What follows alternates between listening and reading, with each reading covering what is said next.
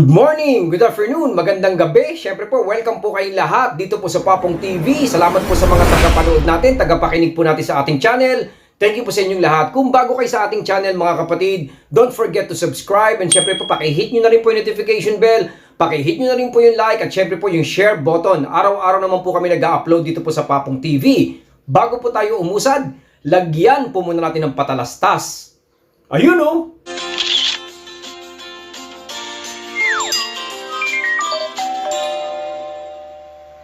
Ito po ay mga signs para malaman po natin kung meron pa po tayong value at syempre po kung nagkikare pa po sa atin ng ating ex. Alam ko po, ito po yung mga araw sa iba na para sa iyo ilang araw na rin pero hindi mo maibalik yung dati. Isip ka ng isip sa inyong ex mga kapatid at kumbaga parang napapraning ka na hindi mo na alam kung anong gagawin. Still nakafocus po tayo dun sa nangyaring hiwalayan. Ina-analyze po natin, iniisip po natin kung saan tayo nagkamali, kung saan tayo nagkulang. Tinitignan at trying to figure out kung anong nangyari. Parehong may tampo, parehong apektado, parehong may point at sa isang aspeto, pareho pong binabalyo pa rin ang isa't isa. Kaya lang parang itinatago at hindi po sinasabi at hindi po ipinapaalam ng ating ex sa atin. Kapapong, kung alam mo naman na di yun basta-basta mawawala, bakit po ayaw niyang bumalik? Bakit po ayaw bumalik ng ex natin? Part of the reason is baka capable siya to understand na yung space na nangyayari po sa inyo in between ay kailangan nyo at ito po ang makakabuti para sa inyong dalawa. Wherein, sa yung side naman, emotionally affected ka at nahihirapan kang ma-analyze at maintindihan po yung pagkakahiwalay nyo. Kaya nga po siguro nagbibigay na lang siya ng mga vital signs dahil nahihirapan nga po siyang ipaliwanag at ipaintindi po sa atin. Also, kaya din po niya sinasamahan ng pullback. Kasi it's not na ayaw niya pero kailangan niyang gawin because possibly you're reaching and acting so desperate lately. Halika mga kapapong, upuan natin at pag-usapan natin yan. First on our list para ma-assure po natin na still mahalaga pa rin tayo sa ating ex is they are still bugging you. Number one, kumbaga lagi po siyang nandyan pa rin. Dapat nating maintindihan na if your ex doesn't care about you anymore, they'll be completely away. Lalayo at lalayo po sa atin yan. Siyempre po, they'll be completely away and at peace with the breakup and abolish lahat po ng nangyari. Napakadali pong makalimutan nila lahat yan kahit po nagkaroon ng feelings at minahal ka naman niya talaga. They would still prefer na lumayo. The point, naramdam mo pa rin siya kahit na kayo ay hiwalay na, talking about the breakup at yung galit sa'yo or sometimes the opposite na asking about your school or work. Alam mo kung ano nangyayari sa'yo, inaalam pa rin po niya yan. Obviously, your ex cannot model true at still he or she cares for you. Obvious na obvious naman niya, mapapansin nyo. Number 2, ito po unexpectedly nakasama po sa ating list. Pero sa totoo lang, kung iintindihin po natin deeply, malalaman po natin na isa to sa mga dahilan na nararamdaman pa po ng ex ang value nyo. Number 2, rebound relationship. A person na seryoso sa breakup, na naiintindihan yung malalim na kahulugan ng sinasabing leeway, ay hindi basta-basta papasok sa isang rebound. Gagamit po yan ng panahon, mag-iisip-isip muna yan at magpapahinga. Kahit na may ibang mahal pa yan, he or she will give some time to make it pure. Kaya may negatibong reputasyon ang isang rebound dahil walang pundasyon at sinasabi nga po ng marami na hindi ito pure at solid. Ito, sa maraming interpretasyon ay nangangahulugan na panakip, butas. If you suddenly recognize na ganito po ang ginagawa ng inyong ex, it's possible na they still care about you, but they choose to jump into a rebound relationship dahil kailangan niyang gawin para makalimutan kayo, para makapag-move on siya ng maayos, para maiwasan po kayo.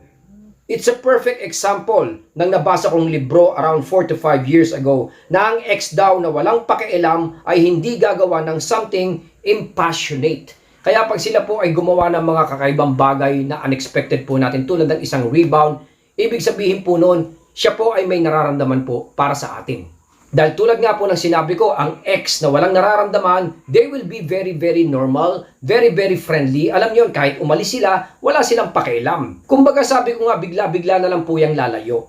Hint, hindi mo po ba napapansin na yung date nila, yung happiness nila, sweetness nila, day offs nila, yung mga engagement po nila kahit po kasama yung mga barkada, ay lagi pong nakakarating ng matiwasay po sa'yo. Bakit ganon, kapatid? Kumbaga parang ikaw yung unang-unang nakakaalam? Make sense po ba? Gising, kapapong! Alam ng ex mo na ini-stalk mo siya sa FB. Of course, alam din ng ex mo kung sino yung pinakachismoso o pinakachismosa mong kaibigan o tropa. Kaya sabi ko, it's actually intended for you. Kaya nga, simpleng magkasama lang sila, alam mo yon, all over the internet at nakikita mo pa, di ba? Nababasa mo pa sa social media. Number 3, kapatid. Para malaman po natin na meron pa po tayong halaga, na yung ex po natin ay nagkikare pa rin po sa atin. Number 3 will be still into your life. This is one of the most obvious signs na mapapansin nyo po sa inyong ex na still he or she values you. Makakarinig kayo ng mga parang lumalayo na siya, but still he or she connects at lagi pong nagpapaalala. Papaalala like asking kung ano yung mga nangyayari sa'yo about work and school. Alam mo yon, kamusta na nga pala yung problema mo? Kamusta na nga pala, naayos mo na ba yung problema mo sa boss mo last month? Alam mo yon, parang hindi na dapat siya concerned dun eh. Pero ayun, tinututukan pa rin niya. Most ex, pag wala ng concern, ay hindi na magiging concern even just to ask. They will not be bothered because they wanted to jump into freedom kaagad-agad and enjoy being single once again. Alam niyo yung parang talagang kung ayaw na sa inyo, kapatid, makikita niyo yung excitement sa kanila. Nakakainis, pero alam mo, papakita nila yun sa'yo. Another obvious sign is talking with your friends and family, chatting with your family and friends. Same thing as you wanted to reach her or his friends. Di ba ganun din tayo, parang halimbawa, gustong-gusto natin makausap yung kanyang kaibigan, di ba? Halimbawa nga po, siguro kahit busy ka, tapos tumawag siya yung pinaka-best friend niya. Jojo, pwede ba tayo mag-meet mamayang alas 3? Malamang na malamang, i-cancel mo po yung lakad nyo, di ba? Kasi mas parang importante sa'yo yun. Bakit siya tatawag sa best friend mo, halimbawa, kung di niya gustong may marinig about you? Siyempre, sigurado yun, pag tumawag siya sa nanay mo, may marinig siya about you, di ba? Yun ang pinaka-reason po niya. Lastly, kapatid, at siyempre po, isa sa pinaka-strong na signal ng ating mga ex ay yung tinatawag po nating hot and cold. Nabanggit ko na rin yan before, kaya lang napaka-vital at napaka-importante po kasi na senyales na to. Mapapansin nyo kagad yan sa behavior ng inyong ex towards sa'yo. Hot and cold nga po. Hot and cold, alam naman po natin yan, napaka-concern niya. Halimbawa, for today, kinabukasan naman mapapansin nyo, siya ay dead ma. Kumbaga ngayong araw na to, grabe, siya po ay nagre-reach out sa inyo, tinetext po kayo, kinabukasan, she will be or he will be unresponsive. Alam nyo, sala sa init, sala sa lamig, di ba? Chatting you the whole day, ignoring you the whole day, chatting you again, then kinabukasan, ignoring you. Kumbaga parang palipat-lipat, hindi maintindihan kung anong nasa isip. His or her manner will be very, very, very confusing, kapatid. Simply because he or she doesn't know and understand kung anong nangyayari sa kanya, kahit mismo siya ay naguguluhan. Kumbaga, sa nararamdaman po niya, there's a part na nami-miss kanya. And there's also a part na bumabalik yung alam mo mga issue sa kanya, kung bakit kayo naghiwalay, kung bakit parang nagalit siya sa'yo, kung bakit parang naalinlangan siya sa relationship. Kahit na nami-miss ka niya, minsan naiisip din niyo, kaya pagulo ng pagulo yung utak niya eh.